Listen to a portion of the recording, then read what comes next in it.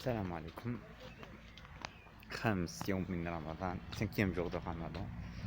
J'espère que vous passez un très très bon Ramadan, comme j'ai déjà dit dans la précédente vidéo.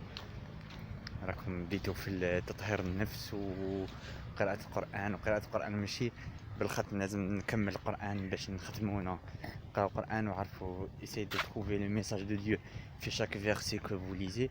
essayez de trouver pourquoi ربي سبحانه وتعالى نزل هذه الآية. ما إذا ما لقيتوهاش في التفاسير ولا عرفوا السبب على نزل هذه الآية، ونعرفوا إن شاء الله وبارطاجيو لنا الميساج اللي فهمته من عند الله عز وجل. بون لو سوجي تاعنا سيتي بون. قبل ما نهضروا على السوجي تاعنا ان شاء الله تكونوا تدعوا لنا ربيكم. جي فريمون بريسيزي في لا فيديو بريسيدونت، لازم تدعوا لنا ربي في شاك سحور وشاك فطور راكم تفطروا فيه. دعوا لنا ربي ودعوا كاع الامه المسلمه، ودعوا ان شاء الله يعز الاسلام نحط بالمسلمين، ما نكذبوش على بعضنا بعض. حنا اللي خلينا الاسلام ينحط وخلينا الاسلام يروح للهاويه، باسكو حنايا درنا اي موفيز ايماج على الاسلام. ما عرفناش نبينوا الاسلام موج تاع تحضر، الاسلام نوع تاع بكري، تاع الحكايه تاع بكري، القران تاع بكري، الحياه تاع النبي صلى الله عليه وسلم كانت بكري، ما نقدروش نطبقوها هذاك. نو سيتي هذا دي برينسيپ فوس، لي دي برينسيپ فو اللي تربينا عليهم. نو حنايا لازم نعزوا الاسلام وخلونا حنا نكونوا دي لا نوفيل جينيراسيون هذه اللي تجي ترد الاسلام بلا سيونس، ترد الاسلام بالفن، وترد الاسلام بلا modernité. L'islam il peut s'incorporer avec n'importe quelle société, avec n'importe quelle génération. Donc l'islam موج تاع حاجه تاع بكري، الاسلام pour tout le monde et pour n'importe qui. هذه حاجه.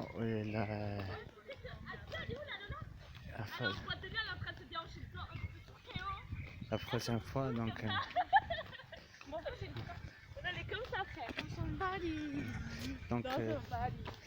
كاينه حاجه اخرى. دونك لو سوجي تاع اليوم. بون كاين واحد البلاد مفايتين هكا، جو سي با بوكا مالهم واش بيهم. راح نهضروا على هذا الامر. الكونسيبت تاع اليوم هو الكونسيبت تاع الحمد لله. هذا الكونسيبت تاع الحمد لله واش سي كوا الحمد لله؟ الحمد لله هو انك on remercie Dieu pour les actes qu'il a fait dans notre vie. حنايا رانا نسعى رانا اون افونس في هذه الدنيا. اللي راه يقرا، اللي راه يخدم، اللي راه يسعى في الدنيا يسعى، اللي راه يعاني في المرض راه يعاني في المرض، راه كومباتي في المرض تاعو بوغ شيرشي لي غاماد. دونك هذا هو الدنيا، تخبطت الدنيا. بعد لازم توجور يكون عندك الكونسيبت تاع الحمد لله، هو بلي هذا الامر اللي راح يديروا ان كل ما يفعل الله عز وجل فعل الخير، وكل امر يفعله الله خير فيه un message ليك. il faut toujours chercher un message. كيما قلت لكم il faut chercher les messages من les versets coraniques. il faut aussi chercher les messages من les événements اللي صاروا لك في الدنيا. pour dire une chose, je le dis à mes proches et je le dis à ma famille et tout, il n'y a pas une coïncidence dans la vie. في هذه الدنيا il n'y a pas quelque chose qui est coïncident, il n'y a pas de hasard. ربي سبحانه خلقنا كل شيء بمقدار. ربي كل شيء دايره pour une raison.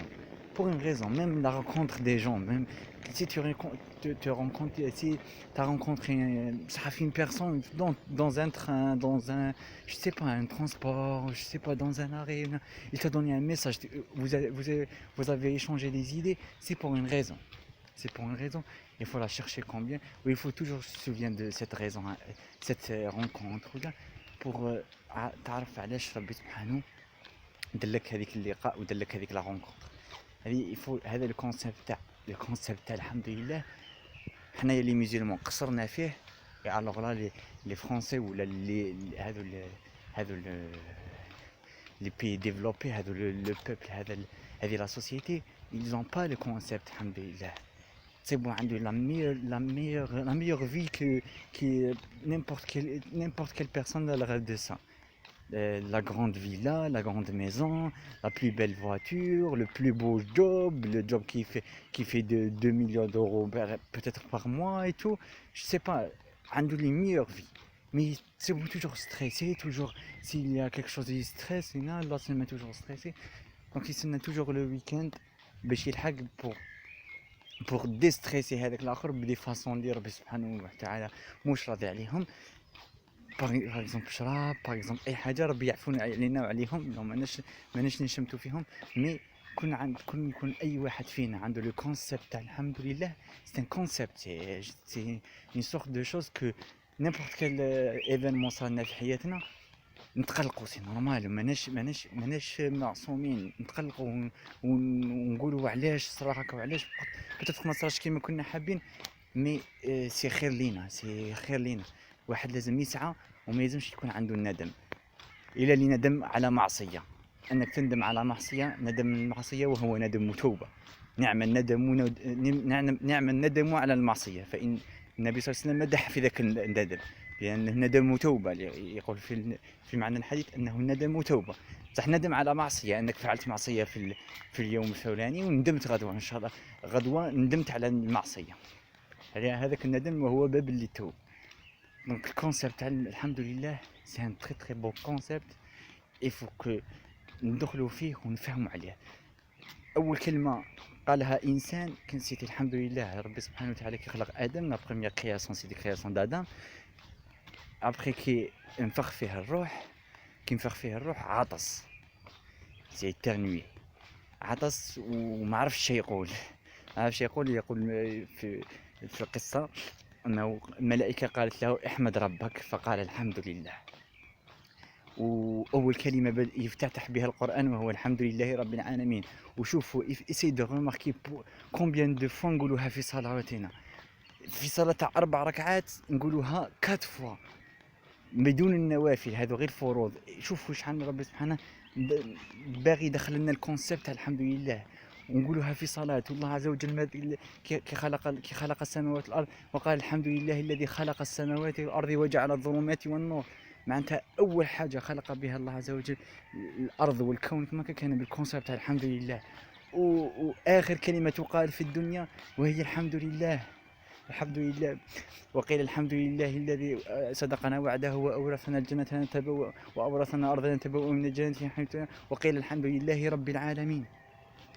دونك الكونسيبت الحمد لله سي ان تري تري بون كونسيبت. يفو نربوا روحنا حنايا بهذا الكونسيبت. توجور نسعاو في الدنيا، نسعاو في امور الخير، نسعاو في زواج، نسعاو في امر تاع خدمه في الحلال، نسعاو في القرايه. لازم تقرا، لازم تتعب. ومن بعد اللي لم يوفق من الله عز وجل قل الحمد لله لعله خير. ويشيرش توجور لو ميساج كوم جي دي comme j'ai dit il y a des instants, qu'il n'y a pas, comme j'ai dit, ça fait 2 secondes ou tout, 2 minutes, qu'il n'y a pas coïncidence. Toujours il faut chercher la raison pourquoi Dieu il a fait ça. Pour cela, je vais raconter une petite histoire. Pour cela, je vais raconter une petite histoire pour bien éclaircir l'histoire. تبين لك le concept الحمد لله. يقولوا بلي il y avait un roi et avec son ministre, son premier ministre. Le roi ou le premier ministre, ils ont sorti pour faire de la chasse, راحوا يخرجوا باش يديروا الصيد. Ou le roi il s'est blessé avec comment dirais-je, comme l'arc تبليسه بالارك بالسهم و il s'est coupé le doigt. وراح للمينيستر تاعو قال له شوف كيفاش اني قطعت صبعي جي كوبي مون دوا كما هكا. المينيستر قال له الحمد لله لعله خير. لو هو تقلق، قال كيفاش انا نقول لك قطعت صبعي وانت تقول لي الحمد لله لعله خير. قال امر الحارس قال لهم سجنوه. كي امر بالسجن الوزير قال الحمد لله لعله خير انه يسجنني. قال له انت مريض، قال له انت اي حاجه تقول لي عليها الحمد لله لعله خير. قال لك سجنوا، بقى في السجن واحد الشهرين ولا. بعد الملك عاود خرج يصيد، بصح ما كاش معاه الوزير. وكي خرج يصيد سي بيردو في لافوري هذيك، ولا سي با لوندروا وين راحوا.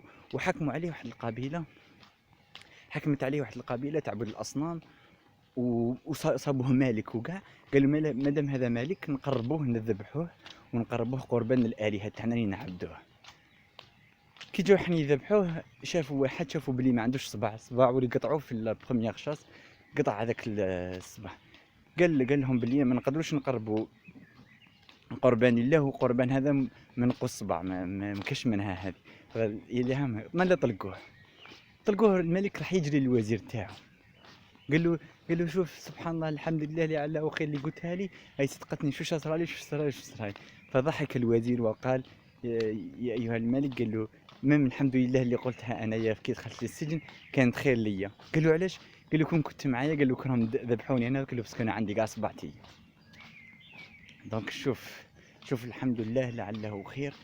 الكونسيبت تاعها كيفاش سيتي هذه سي استوار يحكوها، جو سي با سي هي استوار فيريديك او با، جو سي با اسكو كاينه منها، مي سي استوار اللي تبين لك لو كونسيبت تاع الحمد لله لعله خير. فيا ربي ان شاء الله